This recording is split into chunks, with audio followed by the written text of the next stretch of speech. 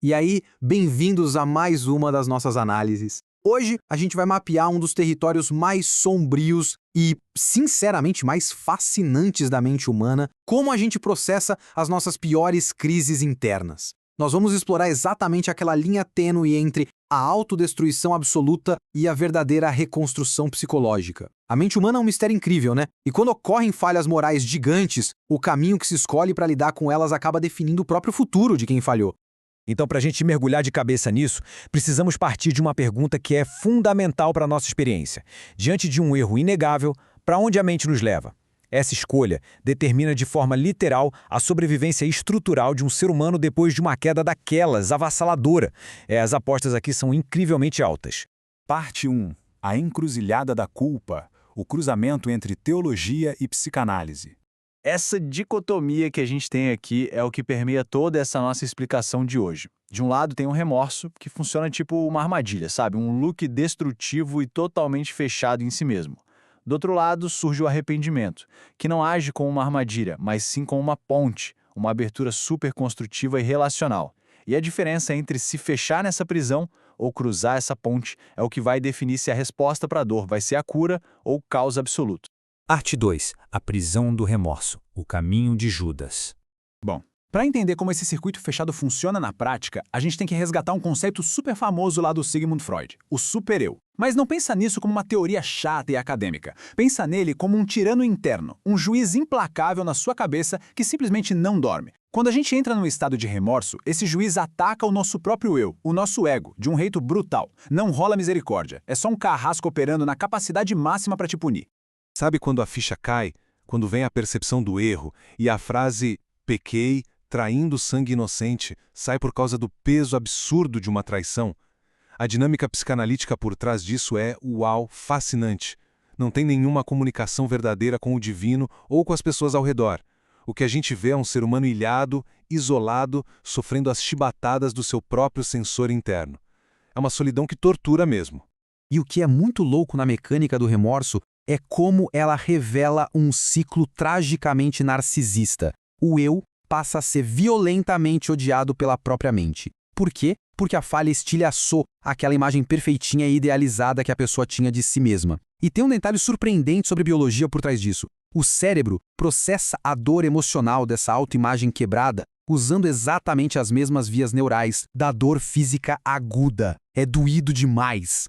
Sem conseguir aguentar essa agonia, a autodestruição acaba parecendo a única saída desesperada para tentar, de alguma forma, calar esse juiz interno. Parte 3. O peso do real. A perspectiva de Jacques Lacan. Trazendo agora o Jacques Lacan para a conversa, ele usa as ideias de imaginário e real para explicar essa mesma dor. A melhor forma de visualizar isso é imaginando o imaginário como um espelho lisinho e perfeito, onde a gente reflete a nossa melhor versão, aquela que a gente adora admirar. Aí vem o real, que é o ato nu e cru da traição, a falha que não tem mais conserto. O real é tipo... Bom, na verdade, é como um tijolo de realidade dura sendo jogado com força contra esse espelho, quebrando ele em 1000 pedacinhos. A pessoa fica totalmente travada, perdida ali, no meio dos cacos da própria identidade.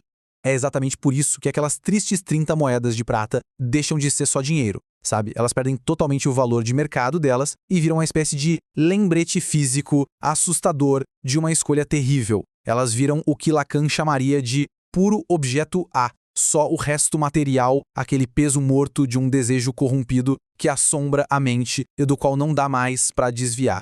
E aí, gente, vem o golpe de misericórdia. Na hora de tentar devolver o dinheiro, ouvidos sacerdotes, que nos importa? Isso é problema teu.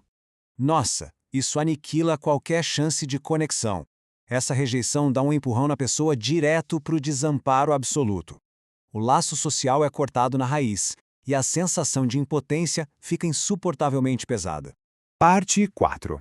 O caminho do arrependimento. As narrativas de Pedro e Elias. Mas, ufa, tem uma alternativa completamente oposta a tudo isso. A palavra-chave que define essa outra via é metanoia. Esse termo grego quer dizer, na essência, uma mudança profunda de mente. É uma verdadeira virada de chave psicológica. Em vez de ficar construindo muros para se esconder na culpa, a mente se reposiciona. Ela se abre para um mundo de novo e permite que a gente encare os nossos erros sem o peso daquele isolamento cego que eu falei agora há pouco. O pulo do gato do arrependimento está exatamente nestes 3 estágios. Quando Pedro chora amargamente depois de negar Jesus, ele não está querendo se acabar ou se destruir. Ele está começando um processo freudiano super saudável, a elaboração do luto. Ele está chorando a morte daquela figura heróica e intocável que ele jurava ser. E isso leva ao passo essencial, aceitar a morte do ego inflado e abraçar de uma vez por todas o fato de que somos humanos e somos limitados. Não tem jeito. E isso conecta demais com todo mundo. Porque vamos falar a verdade, é exaustivo demais tentar manter uma biografia impecável 24 horas por dia. Quando a gente abandona essa pose de perfeição e aceita as nossas feridas, não precisamos nos destruir. É libertador demais simplesmente existir e se mostrar frágil. Olhar no espelho e reconhecer essa quebra com honestidade é, de longe, o melhor tijolo para começar qualquer reconstrução. Parte 5. A cura pela palavra. O campo simbólico. O motor que faz toda essa reconstrução girar é a fala. O campo simbólico. A autêntica conexão com os outros ou com o divino. Imagina o profeta Elias, no fundo do poço do desespero, soltando um "fiquei eu só". Na hora em que ele fala, a dinâmica de estar ilhado muda na hora. O grito quebra aquele silêncio de morte, e o espaço que antes era só de dor solitária vira um terreno incrível e fértil de escuta. A resposta a esse grito, seja um sussurro bem baixinho na caverna do Elias, ou Jesus perguntando se Pedro o ama, usa a força gigantesca da palavra como intervenção. A linguagem tem esse poder quase mágico de tirar o peso da culpa dos nossos ombros. É essa cura pela palavra que resgata a nossa conexão com os outros, devolve a nossa capacidade de amar e arruma a casa para o dia seguinte. Parte 6. Destruição ou reconstrução. A síntese final. Colocando todas essas mecânicas clínicas e teológicas lado a lado, o contraste grita aos olhos, né? É literalmente uma encruzilhada. O remorso é sempre aquela armadilha, o circuito fechado que fica batendo na gente num ciclo sádico que só piora o narcisismo. Do outro lado, o arrependimento escolhe abrir a porta. Ele processa a dor, aceitando que o ego tomou um tombo e usa a palavra, a fala, para finalmente chegar na restauração.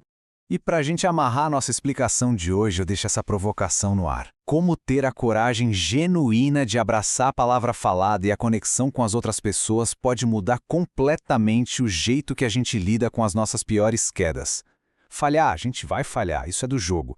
Mas como a gente escolhe viver o dia seguinte? Se é no silêncio que destrói ou na palavra que cura? Bom, essa escolha muda absolutamente tudo. Pensem nisso.